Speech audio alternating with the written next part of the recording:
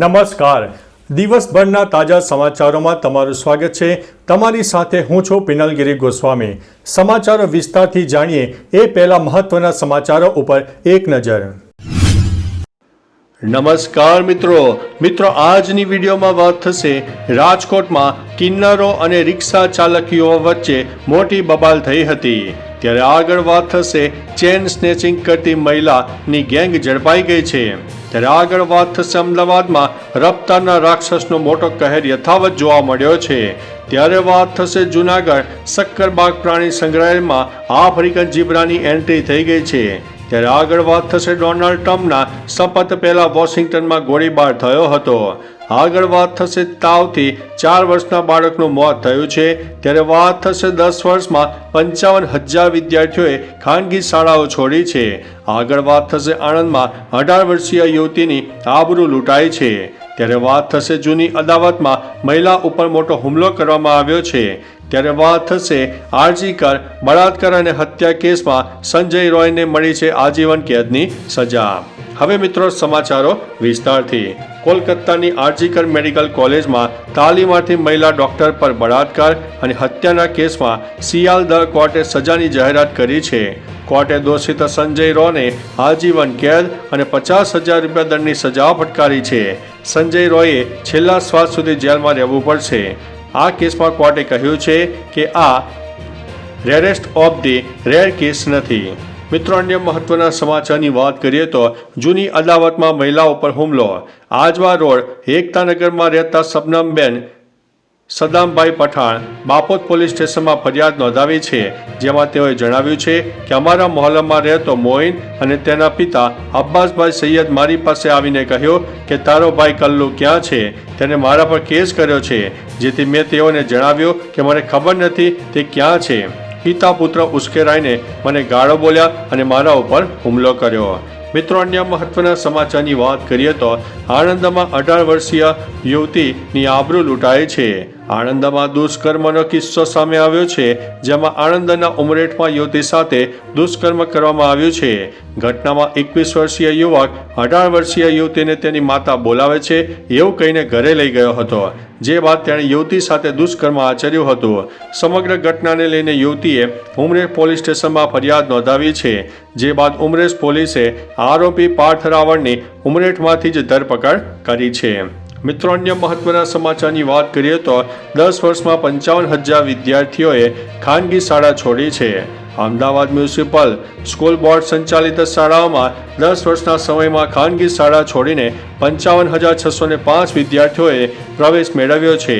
વિવિધ વોર્ડમાં આવેલી 129 જેટલી મ્યુનિસિપલ શાળાઓને આ સમય દરમિયાન સ્માર્ટ શાળા બનાવવામાં આવી છે. મિત્રો અન્ય મહત્વના સમાચારની વાત કરીએ તો તાવથી 4 વર્ષના બાળકનું મોત થયું છે. સુરતમાં ફરી એકવાર રોગચાળાએ માથું ઊંચક્યું છે. જેના કારણે લોકોમાં ફફડાટ વ્યાપી ગયો છે. પાંડેસરામાં તાવથી 4 વર્ષના બાળકનું મૃત્યુ થયું હોય તેવી ઘટના પ્રાથમિક તપાસમાં સામે આવી છે. જેમાં બાળક 10 દિવસથી ખાનગી હોસ્પિટલમાં સારવાર હેઠળ હતો. જેમાં વધુ તબિયત લથડતા સ્મીમેર હોસ્પિટલમાં ખસેડવામાં આવ્યો હતો, જ્યાં ટૂંકી સારવાર બાદ બાળકનું મોત નીપજ્યું છે. મિત્રો અન્ય મહત્વના સમાચારની વાત કરીએ તો ડોનાલ્ડ ટ્રમ્પમાં શપથ પહેલા વોશિંગ્ટનમાં ગોળીબાર થયો છે.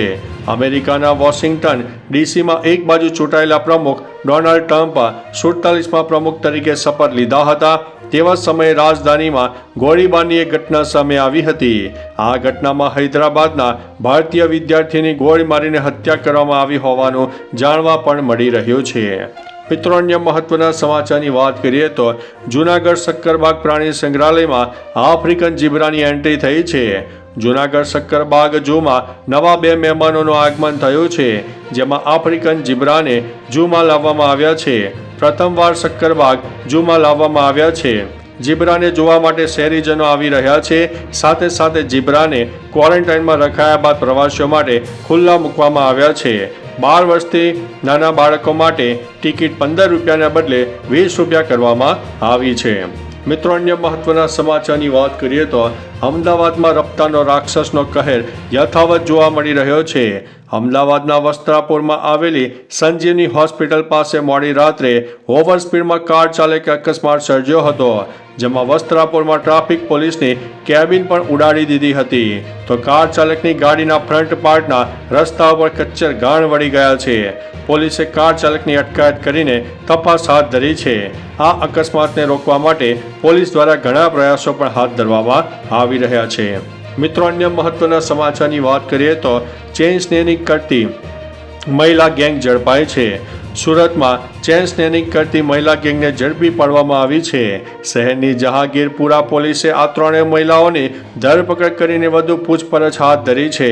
આ મહિલાઓને પોલીસે ઘણા સીસીટીવી ચેક કરીને ઝડપી પાડી છે.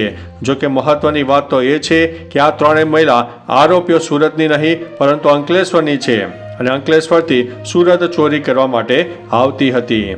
મિત્રો, અન્ય મહત્વના સમાચારની વાત કરીએ તો કિન્નરો અને રિક્ષા ચાલક યુવક વચ્ચે મોટી બબાલ થઈ હતી. રાજકોટમાંથી કિન્નરો અને રિક્ષા ચાલક વચ્ચે બબાલ થઈ હોવાનો મામલો સામે આવ્યો છે.